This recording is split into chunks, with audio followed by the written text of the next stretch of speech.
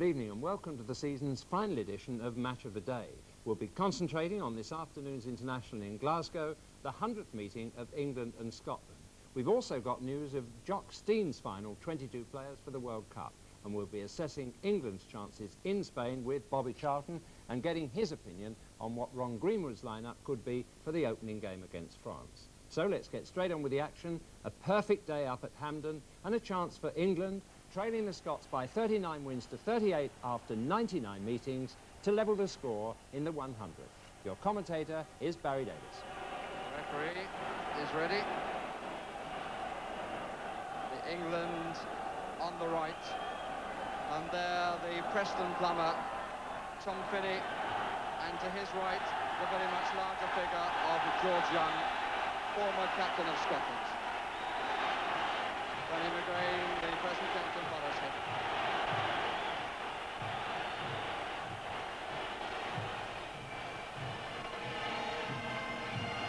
First, the bands will leave as we look at the Scottish lineup, which shows 3 changes from the team which beat Wales by the only goal of the match, scored by Hartford. George Burley comes back for his first full game for 2 years.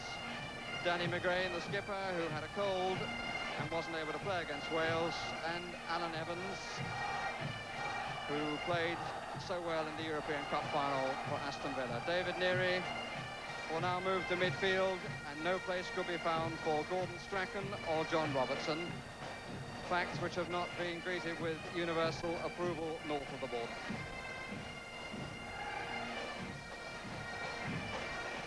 The England team shows 5 changes, and of course everybody's speculating on how close the 2 lineups are to those which will be used by the managers in the opening matches of the World Cup. Mick Mills comes in, ousting Phil Neal. Trevor Brooking gets only his 2nd game in 10, these days playing in the ones that matter, or matter most. Kevin Keegan comes back, and Steve Coppell tests his injured left knee.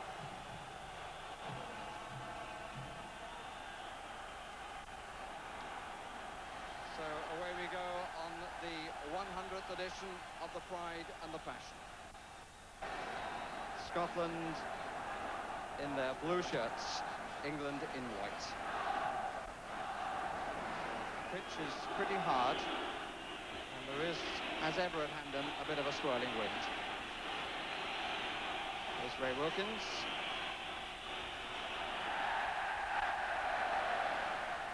Was for the first challenge won by George Burley, but in the opinion of the referee, the first free kick of the match. Well, if he gives them for that, he's going to give a lot this afternoon. David Neary under the ball. Good stretch by Evans, comes down to Brooking. Oh, that's not a bad try by Trevor Brooking. He hit it so sweetly. Player who scored in his fixture 2 years ago, and he, like Finney, has not been on the losing side. Really hit it well, very sweetly indeed.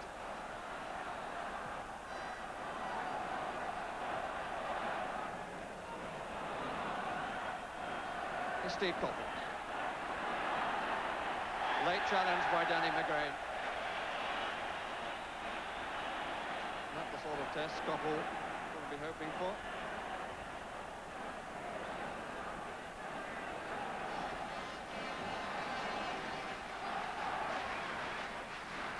Wilkins leaves it. Mills has Butcher forward and might get on the end of it, and did, but couldn't keep the shot down. Hit slightly longer than the Scots were expecting. I think Butcher was surprised at the ease with which he was allowed to get on it, but he couldn't get any direction on the shot. 2 shots on goal by England already. Joe Jordan. Shoulder to shoulder, Ipswich against Ipswich. And they're certainly well represented this afternoon. Here's another one of them, Alan Brazil. And they're working it all together. McGrain.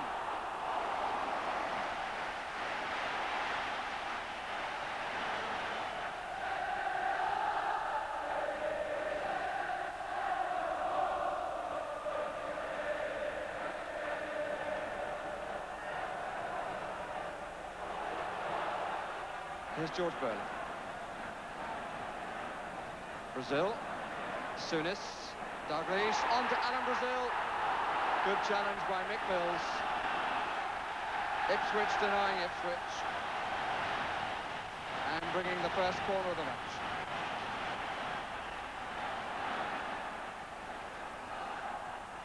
Jordan's header took it away slightly. McGrain trying to get it wide to Brazil.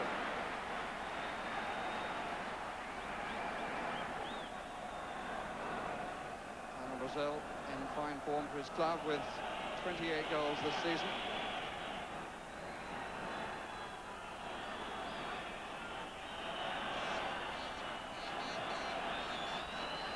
Brooking.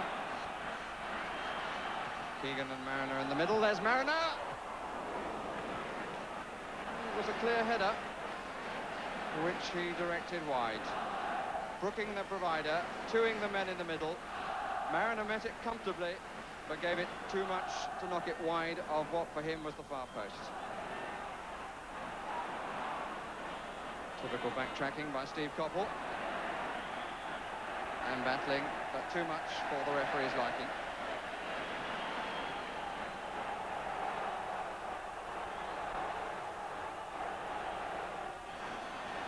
Jordan makes the first run. And it worked out as a back pass off Brooking.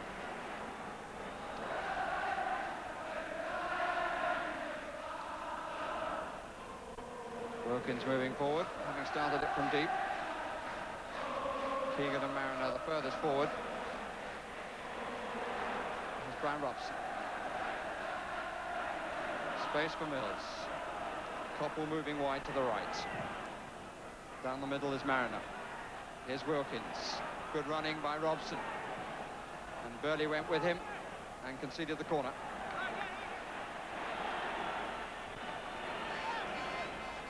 There is Butcher going into the 6-yard area. Mills coming for a possible short one. Got a cue on the near post. At the back is Robson.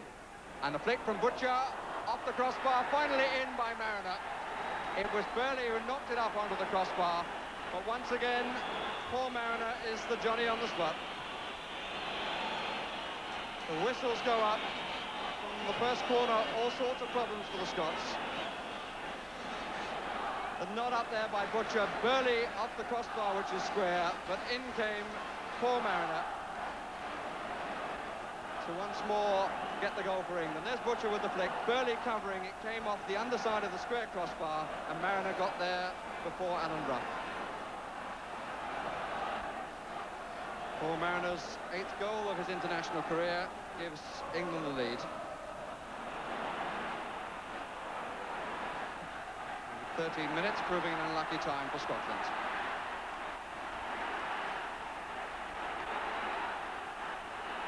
Scotland haven't won here since 1976.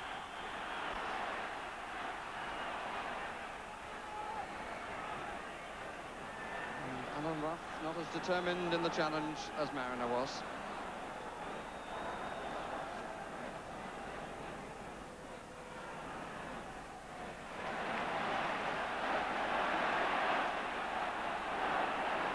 Burn. Build-up is very halting. Now there's a space for McGrain, which draws Butcher. And Mills covering in the middle.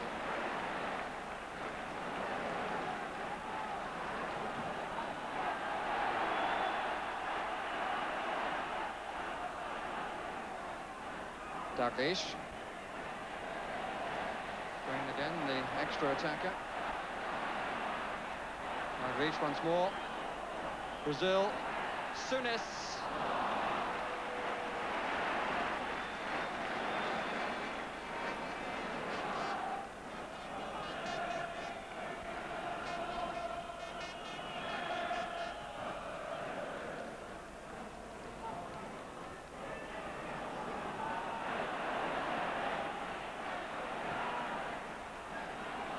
It's just a hoof away, but Jordan threatening. The ball seemed to stand up a bit in the wind.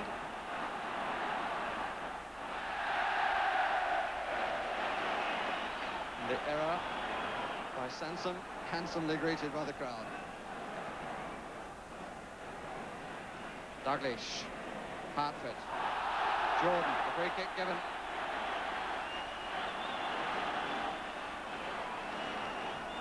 Just on the brink.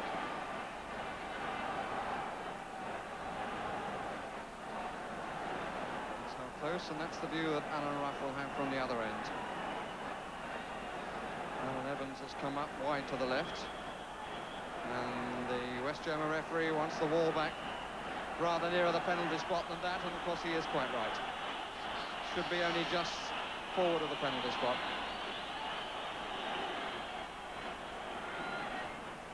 Souness, number 8, and Hartford with the plotting, and Hartford strikes, and Chilton with his body entirely in line of flight. Look at him move as the ball is played. Look at Chilton, comes across, moving now, and in spite of the block, he's across and gets his body as it curls into him a little bit. Wilkins. Koppel hugging the right touchline. Evans ahead of Keegan.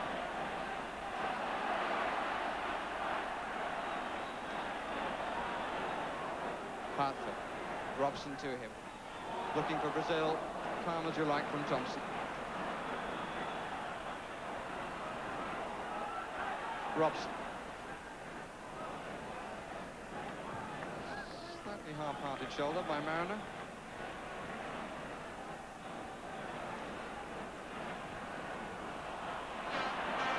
Brazil and Jordan forward. Dalglish tucked in behind them. McGrain off on the run again to make an extra attacker on the left. I have to say, not the sort of decisive pass one would see from Dalglish in the red shirt of Liverpool. Burley forward. Jordan. Brazil, handball by Thompson. Now is the referee going to give it in or out? He's going to give it out. And it was so close. Thompson with the foot up in the hand, desperately close. The referee's got the wall back, but he hasn't got Mariner back 10 yards, I wouldn't have thought. Dalglish with a chip. And wide of Shilton's right-hand post.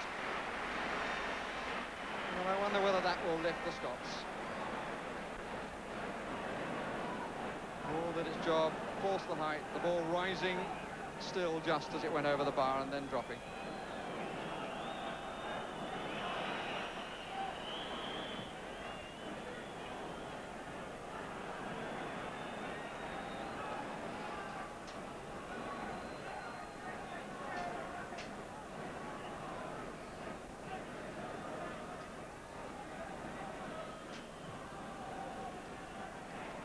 Dalglish.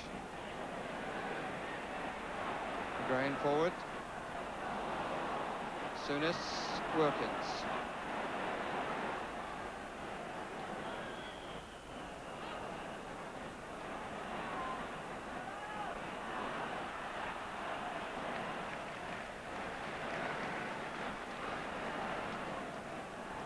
Evans trying to produce a little more get up and go in his side.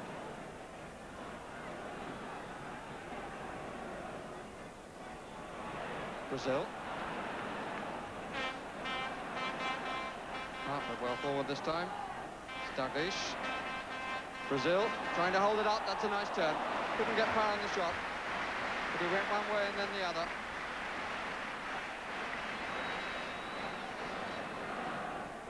He went the less familiar way.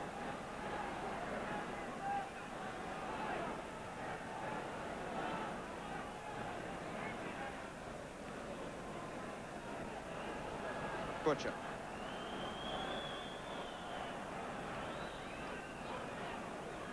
Mariner. Brooking.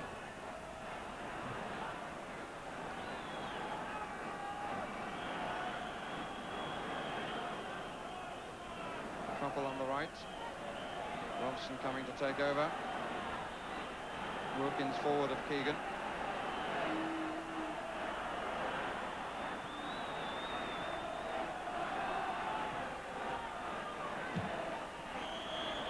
think Robson was intended to touch that. I think it was aimed for Keegan. Free kick given anyway. And here's Douglas. Burley. So far, everybody moving away from him. Now Douglas comes shorter. Jordan is on the far post. Oh, save! And Thompson much indebted to Peter Shilton. Intention to head over the bar, but it nearly produced a spectacular own goal. Indeed, it caused the first real exertion from Peter Shilton. And the best effort from Scotland has come from an Englishman. Souness! It was very well struck. And there was quite a crowd, I think, in front of Peter Shilton. And he didn't get a completely clear view of it. Knocked it up. But the recovery was comfortable, and Souness was denied. We can look again. There's Thompson trying to head it up over the bar, but hits it much too low, and it was a good stop from a surprise goalkeeper.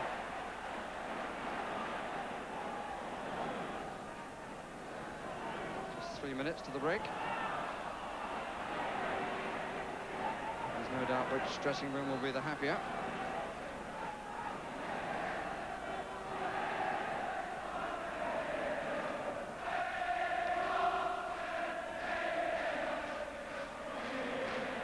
Evans, and obstruction given.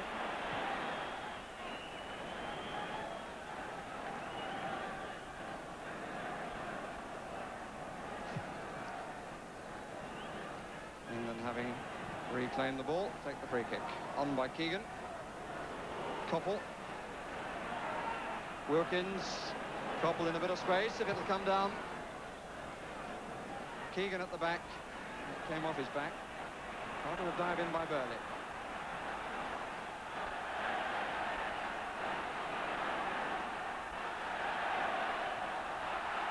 Scotland throw.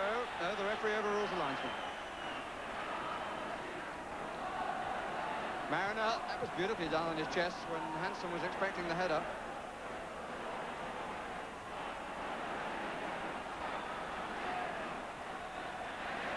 Brazil.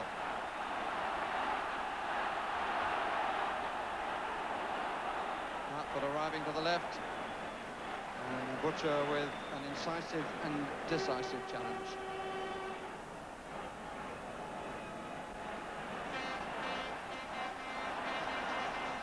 Souness. The decision is who was going to take it.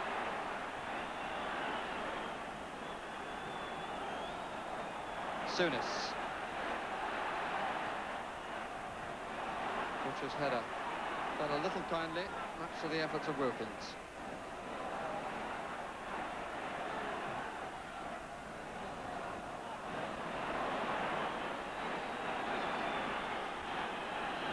Keegan. Oh, it's a good one. If it had been played first time, he'd have been onside, but when it was played, he was offside. Just a momentary reminder, though, of that magnificent goal that Keegan scored against the Scots at Wembley in a 1-2 with Trevor Brooking. But England end the first half thoroughly deserving the 1-goal lead given them by Paul Mariner. Alan Ruff beaten just once, with Mariner looking more determined in getting to the ball.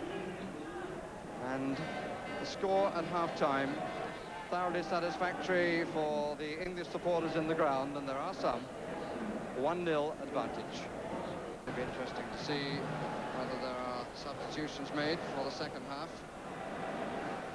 It's now become a very warm afternoon, although at the West End they're very much in the shade. There's Trevor Francis bouncing about, showing no signs of a groin injury, and there is Robertson, number 16 there. Jock hasn't seemed to be all that happy with his performances recently for Scotland. He's a player who can do it and can't do it on occasions, but we shall see how he goes now. Here's Barry Davis. Reason for Francis being on: Paul Mariner has a calf injury. And the Scot replaced, and I've had no report of an injury, is Asa Hartford. Robertson already has taken a position wide on the left as England get the second half underway, attacking the goal to our left.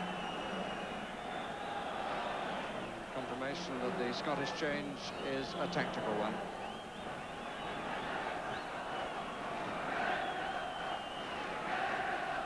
Francis has been suffering from a groin injury and who has been somewhat injury prone, or seemingly so. Certainly hoping to make the most of his opportunity.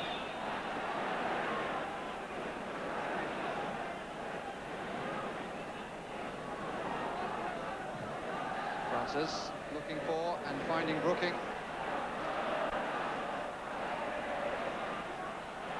Goal kick, says the referee. And Brooking a little disappointed.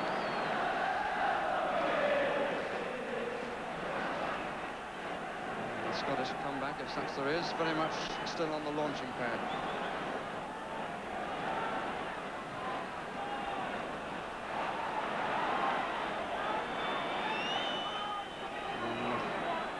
Kevin Keegan has clearly hurt himself and is hobbling around.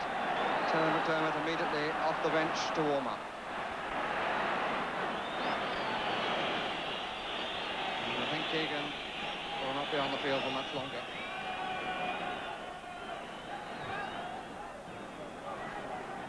Souness.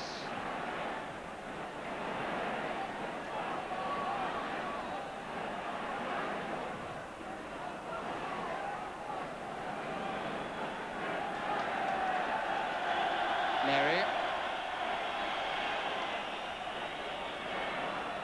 Souness. Robertson. Mills shows him the line.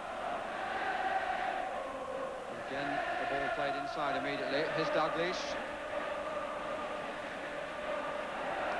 Thompson knows all about his art in that area. Jordan, it's too long. England will now make their substitution.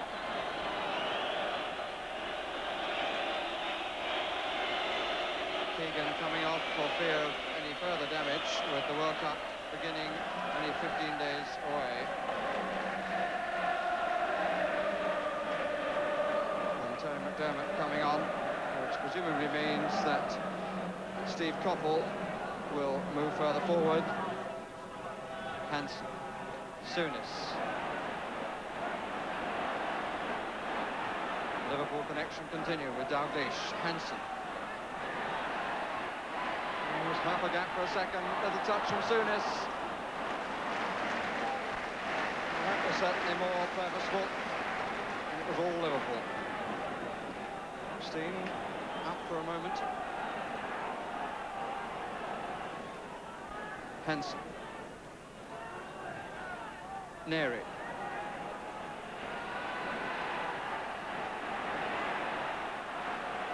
McGrain.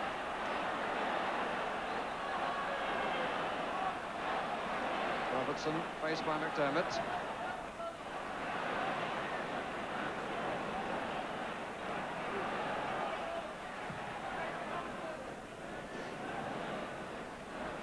Burley.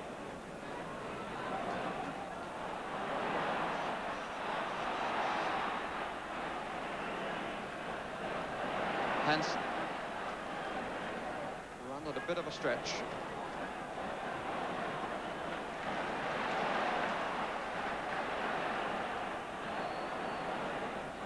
Brazil. Brain has gone outside. Here's Dalglish, let it go well. David Neri. And Robson was flattened off the ball. And David Neri had the space, and I think the shot had half a deflection. It came a bit off Kenny Sansom. And with the ball out of play, there will be chance for Scotland to make their second substitution. And it's going to be Paul Sturrock who comes on, current footballer of the year, to replace Joe Jordan.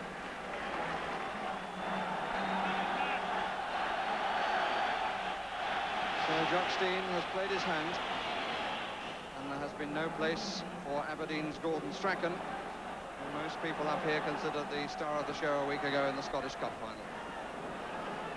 She's being rested for later. Brazil.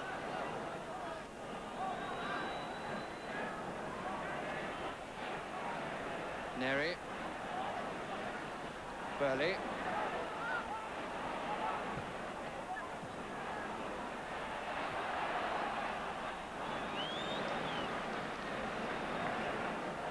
Just wondering whether I'd approve of that substitution if, as that banner said, Kenny Dalglish was made on the 8th day. By God, he was made, I think, as a front player, and I think David Neri, if he was made on the same day, was made as a number 6 and not a midfield player. Scotland could come back into this match and do very well, but I still feel they need more creativity in infield, but they're at the moment under pressure, but it's relaxed as Ruff picks up the ball. But I just feel that the substitutions have not been the best. They're still struggling for enough players who are inventive in midfield, but England are back on their heels. Trevor Francis can't get a smell of anything because Toffel's not looking match fit, and Brooking has tended to go out of the game in this half as much as he was in it in the first half. So that's why England are back on their heels. Here's Robertson. Oh, he hit that well. Shot come drag, really. Didn't seem to have the opportunity for the shot, but saw half a gap there and went for it.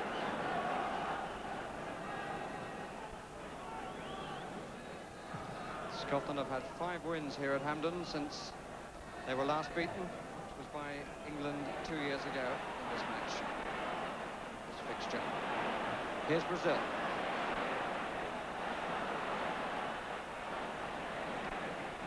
John Robertson hasn't yet managed to get to the goal line to pull it back.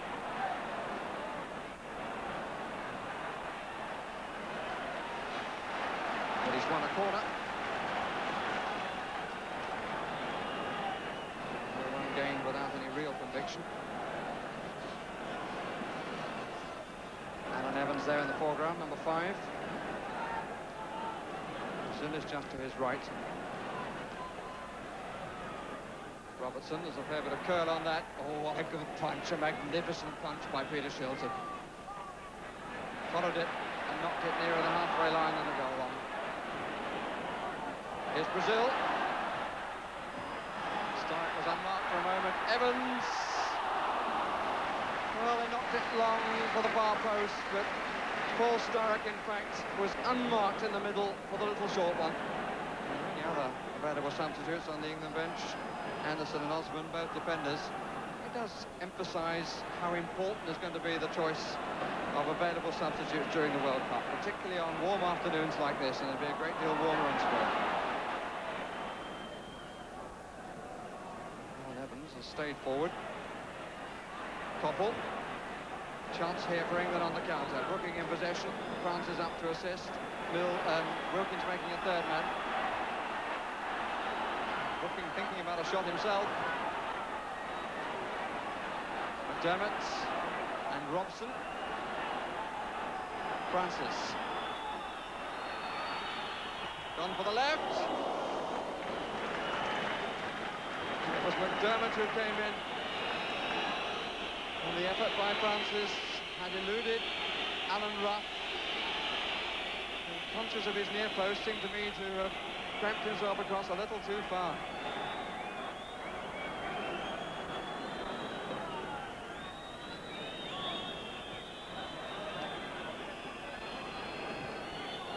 One or two whistles amongst the cheers of the hopeful. 7 minutes left. England 1, Scotland 0 in the 100th meeting of the two countries.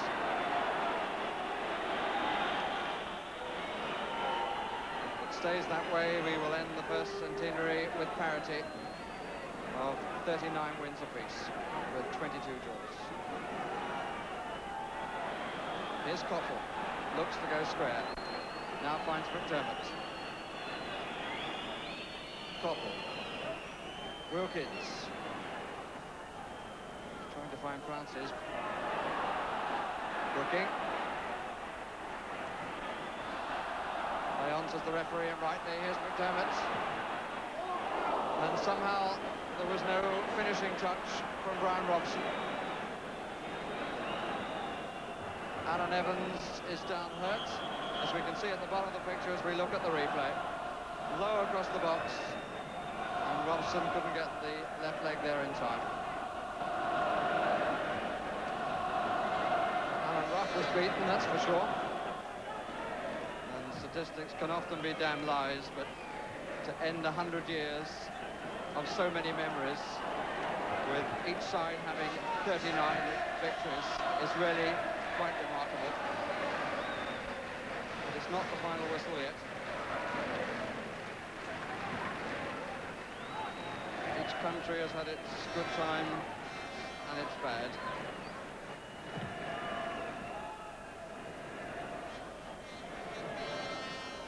Burley, Evans, haven't got time to go back. We make it that we've had a minute allowed for the injury and the odd stoppage. And here's Mick Mills, Danny McGrain, and dangerous play by Danny McGrain. Put up.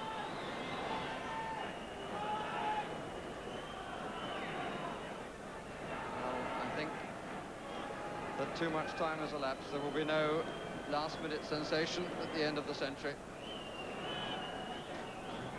England keep possession. And here's Wilkins. Again, the cross ball falling nowhere. And England's is the prize and the championship. A disappointing afternoon for Jock Stein. A very happy one for Ron Greenwood, sitting high in the stands. It's his fourth success against what England too view as the old enemy, and a hat-trick of victories here at Hampden. Second half, a disappointment. Heat took its toll, so did the enforced substitutions for England, which denied them a bit of effort forward in terms of power and puff. Alan Brazil, one of the few to have shown good things for Scotland. Terry Butcher certainly had a fine game, his colleague from Ipswich Town, alongside Phil Thompson, who comes off all smiles. And no wonder, as I said at the start, the English love to beat the Scots just as much as the Scots love to beat the English. And England make their run into 5 consecutive victories, 9 goals scored and none against, and all that coming after that night of apparent shame, so we were told, when we lost in Norway. Well, I thought in the first half we had an excellent first half, and really we could have been 3 up in the first 10 minutes. But we were under the pressure in the second half, partly because Paul had to come off with a pull muscle in the first half, and then Kevin got a knock, and so we were under tremendous pressure. But I thought the lads did ever so well, because they sustained the pressure and created really 3 first-class chances in the second half, 3 balls that went across the face. But the main thing about it is that they're all lads are pleased about, there was no goal scored against us, and that was an achievement. You must have been really delighted by that start. For 20 minutes, I mean, there were 5 or 6 clear-cut chances. Yes, Terry Butcher was on the end of a free kick. Paul Mariner probably on the end of 2 crosses, which he feels he should have put away. And they were there, yes, they were good chances. And I said before we went out, it would be nice if we had a lot of goals, as long as we shared them. Well, as it turned out, there was only 1 goal in the match, but Ron Greenwood, understandably pleased with England's performance today, which clinched the championship, although it wasn't a sparkling international. Further views coming up now from 2 of the Liverpool contingent on the pitch this afternoon, Phil Thompson of England and Scotland's Graham Souness, who admits the game certainly didn't go the way it was planned by them. First half we tried to play with a sweeper, with George Burley pushing up and Danny McGrain pushing up on the left. It didn't really work, or it didn't work as well as the boss wanted it to, so we reverted back to the normal in the second half, and I thought we went quite well the second half without really creating many chances. We dominated the game without really having any clear-cut chances. Let's look ahead to the World Cup, because it's so close now. There was great euphoria when you left here in '78. Now today it's quiet fans. Do you think that perhaps is not a bad thing? Well, I remember the last time we went, I think we lost here as well the last time. So, but still went with a certain amount of euphoria. Yeah, well, hopefully, as I said, we've learned from today, or can learn from today. Iron out 1 or 2 problems. It's up to the boss whether he decides to play the way we did in the first half. He certainly feels In one of the games anyway, we should play like that. So it's entirely up to him. I just hope we've learned from today, Bob. And I'm sure supporters, when they wake up tomorrow, they won't be too downhearted. They're down at the moment, same as we are, but hopefully we can look forward and beyond this game and maybe do well in the World Cup this time. We got a few men back. We played in front of our lads. We made them play it square all the time. So they got very frustrated when they couldn't get through, and we kept their chances down to a complete minimum. I was the only one who gave them a chance, I think. Yeah, I'm usually lethal from that position, but I tried to put it away for a corner and it come off the other side of my head. But it was a fabulous save by Schultz. I made up for him. I must just ask you about the World Cup and looking forward to it, and I know you are doing that. England have had a struggle to get there in the first place. There's the Falklands crisis, and I know tremendous support from the lads, for the lads out there, and likewise. Now, do you feel that really England are perhaps on the crest of a wave for this World Cup? Well, it's no good sort of blowing our trumpet too soon. We're just happy the way things are going. We're going there as a bit of underdogs, which could be a good thing. But we'll just be happy that if we can give some great performance, and hopefully Scotland and Northern Ireland, and the lads out there, if you're talking about the Falklands, they must probably get the games on video and give them something to shout about. So we're all hoping we'll all do our best out there in Spain. Plus the fact that Ron Greenwood, you know, is about to retire. Yeah, it's a shame really, because he's an absolutely wonderful man. He's been great for English football. He lets us express ourselves on the field, and thankfully we're getting a few dividends from it now, and we hope we do well in Spain for him as well, for our country. Well, a warm tribute to Ron Greenwood. The Scottish manager, Jock Stein, named his final squad of 22 immediately after today's match at Hampden. Despite the 1-0 defeat by England, all the Scots who played today will be in Spain. There are 12 Anglos in the side, with Liverpool and Ipswich supplying 3 each, Hansen, Souness, Dalglish and Burley, Walkham, Brazil. But 2 players who won't be going are West Ham fullback Ray Stewart and Celtic's midfielder Tommy Burns. And Scotland's manager Jock Stein said it was harder to tell them they wouldn't be going with us than it was to take defeat by England today. Well, with me, Bobby Charlton. Scotland seem to have made up their minds. Bob, what do you think Ron Greenwood's mind's thinking at this moment, and who do you think he's going to choose? Well, I think Ron Greenwood's also got some disappointments to pass on to 1 or 2 players. I think over this past week he's been particularly fortunate in as much as the team have played very, very well, and possibly some question marks that he had against some of them have been erased.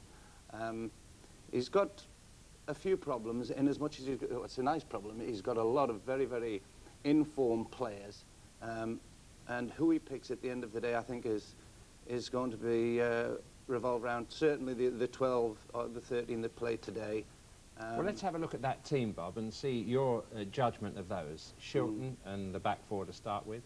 Yes, well, I think Terry Butcher might have been a question, but he's played so well today that I think he'll certainly be in. Steve Coppell on the fitness side was a slight problem, but he seems to be okay, really. The 2 injuries today, Kevin Keegan was only slight and Mariner was quite slight. Yes, we've had that report, just to underline that. There's no serious injury from those 2. No. On top of that, there are obviously 2 goalkeepers that have to go, Ray Clements and Joe Corrigan. Fullbacks, I would like to see Phil Neal go. Mick Mills, obviously, I've said already. At the back, a problem we seem to have, which has gone completely, is that we've got lots of lads at the back that are playing particularly well. Foster will be a good support, I think, for Phil Thompson and Terry Butcher. Glenn Hoddle obviously has to come in because he's such a skillful player. It would be a tragedy not to take him. Trevor Francis and Tony Woodcock, I think certainly. Tony Morley will give us a lot more width on the left-hand side of the field, and I think he needs to be in. Now, on the right-hand side, the right-hand wait a minute, you've got, just to explain, Bob, on that left-hand side now, you've run down players that you think will go, plus today's 11, that's 8 there, that's 19 players, which needs 3 more places to be filled from players on the right, or otherwise surprise choices of somebody who might be popped in at the last minute. That's right. There are a few that could possibly be surprises, but I think we have to pick 3 out of the column that we've got on the right-hand side. I'm always a great believer in giving young lads a chance, in which case I would certainly recommend that Graham Ricks went. Cyril Regis also I would like to see go. And if pushed at the back, Russell Osman. Yeah. I think Terry McDermott might still stay in the squad, although recently he seems to be in and out and hasn't really been on form with Liverpool, which might just have a bearing on Ron Greenwood's thinking. But Ron Greenwood has stuck loyally by the players who've supported him, and you heard that tribute from Phil Thompson. I think he's built up that loyalty in the squad, and I think that's because he has stuck by players who've done a job for him. Do you think McDermott he would toss out at this stage, or maybe Peter Wigg? Well, he might leave one of them out. The thing is that he does have this great loyalty to his players, but at the end of the day, we've got to go and win the World Cup. We only play every 4 years, and it's important that we try to win it and not let sympathy rule everything that we're thinking about. I would certainly think that he's got to try and think of youngsters, because it's going to be very hot. The climate is going to be terribly important that we overcome it properly. I think that young players will acclimatise themselves much better. There are some players of the older element that had slight question marks against them. I don't really want to go to Spain thinking that we're going to do reasonably well. I want us to go thinking that we might win it. Could I come back? Yes, I agree with you there. Could I come back to that original team, if we might be able to get it up just in a moment to finish with, and say, would that be the team that you would like to see take on France in the first match, or are there any changes from that? That's today's team we're talking about, supposing that everybody is fit. There it is. Would you leave that as the team, or what changes would you make for the opening match? Well, I think I would leave the defence certainly as it is, and possibly even the midfield. Trevor Brooking may be a little question mark, because he did actually fade a little bit as the match went on today. I think Trevor Francis is such a good player, it seems criminal to go to any country without taking him. But who do you leave out? The nice thing about this week is that, well, I was just going to say that if you've got a player like Kevin Keegan that isn't actually guaranteed to play simply because of the competition that's around him, I think that we could feel very healthy. That's a lovely word on which to end. Thank you very much for those comments. Well, so we come to the end of our Match of the Day programmes for this season. But in 2 weeks' time, the World Cup starts, and unlike England, the BBC has no doubts about its team. Well, I think so. Among the matches you'll be able to see on BBC television are England's opening match against France and Scotland against the favourites Brazil. And however much football you've seen this week, when crunch time comes, I don't think many people will want to miss those two. And reflecting on England's change of fortune since September, we might almost be persuaded to anticipate the World Cup finals with some relish. Since Norway disgraced them, England's record has been exceptional. But who'd have guessed it on that fateful evening?